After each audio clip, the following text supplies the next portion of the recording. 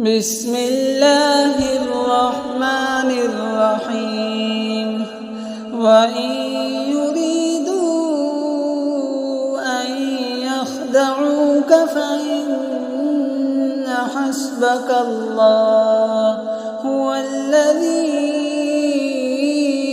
أيدك بنصره وبالمؤمنين وألف بين قلوبهم لو أنفقت ما في الأرض جميعا ما ألفت بين قلوبهم ولكن الله ألف بينهم إنه عزيز حكيم. يا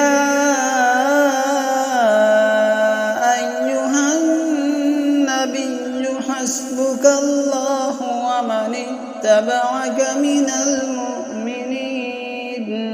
يا